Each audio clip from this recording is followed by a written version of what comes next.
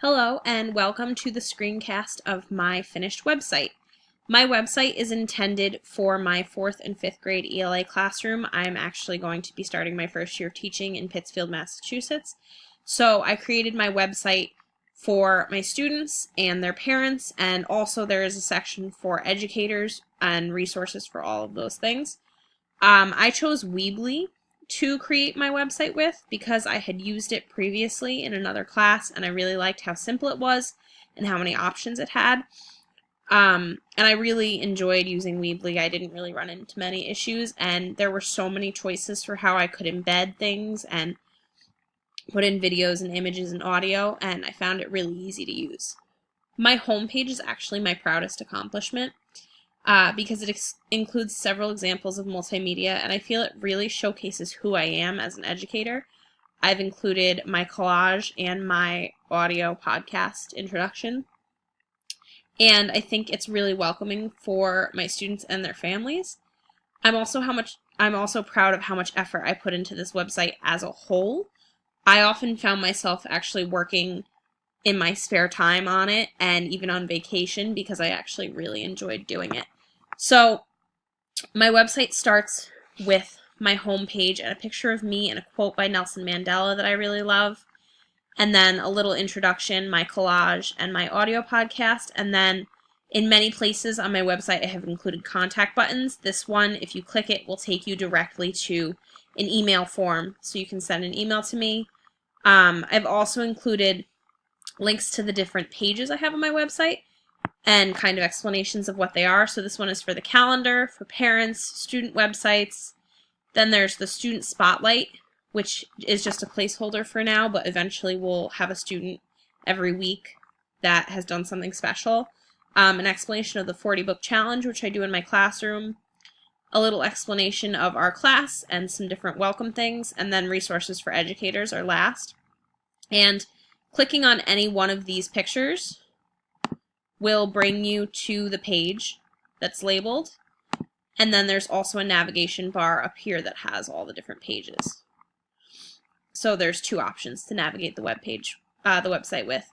Then down here I've included a pep talk by Kid President to teachers and students, a video embedded, and I also have another option to email me.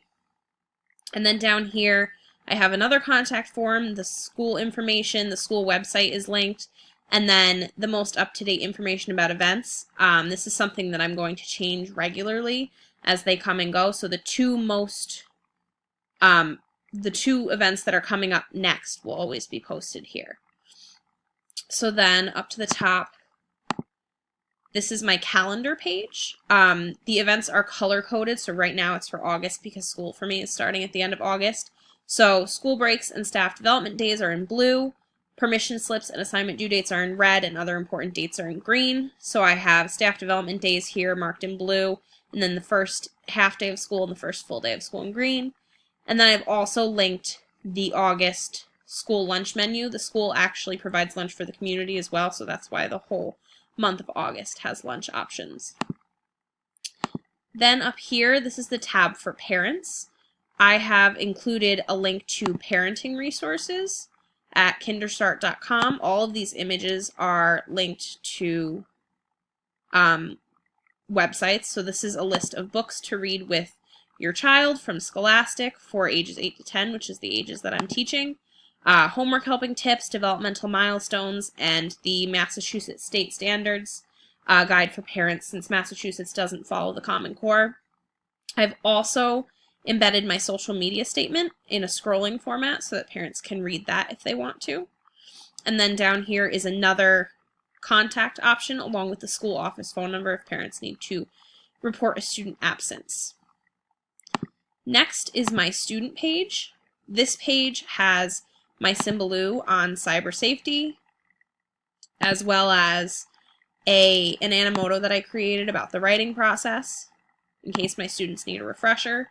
There's also a link to Audio Boom, vocabulary, MindMup, National Geographic Kids, ReadWorks, and a voice thread that I created with a partner for the scientific method. Then there's also a link to Dogo News, the Tumblebook Library, Brain Pop, PBS Kids, all websites that I plan to use in my classroom and that students can feel safe using. And then there is also a screencast mini lesson on thieves and my digital citizenship project, which is about moving students from digital citizenship to digital leadership. So I've included a screencast explaining it and then a link to my actual Padlet about digital leadership. And the cyber safety Symbaloo is the first thing on this website so that students view this first and get an understanding of cyber safety before moving on to using any of the other websites and tools. Next is my student spotlight.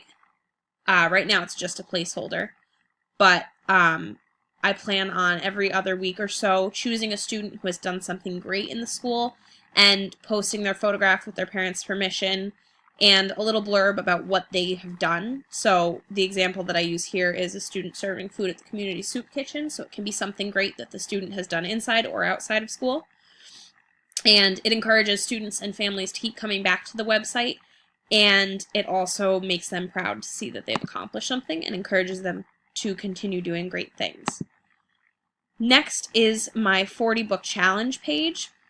I've included a little video that's like a teaser trailer for the 40 book challenge and a brief explanation with the important phrases highlighted about what the 40 book challenge is and my expectations. I've also linked the 40 book challenge website, which is Donna Lynn Miller, the creator's website, if parents want more information. And then below I have included the reading log that I plan to use for students to record their 40 book challenge books. Next is the Our Class tab.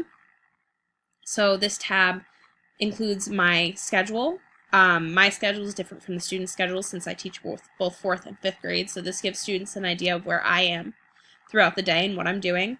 I've also included a link to PhotoBucket, and I plan to, in the future, once I have my class fully set up, to include a class login and password so that parents can have that and they can access pictures of their children securely without everyone else having to see it. This is a picture of a student from my student teaching, and I do have permission to use his photo from his parents. And then below is the classroom rules for my classroom. I plan on creating these with my students, so these rules are just kind of a placeholder for now to show what it will look like once I've created the rules with my students. Next is the educators page. This page is a list of tools and websites that educators can use. There is my audio recording in the classroom podcast, as well as my screencast about screencasting in the classroom. Hello. And my digital storytelling video about creating openly diverse classrooms.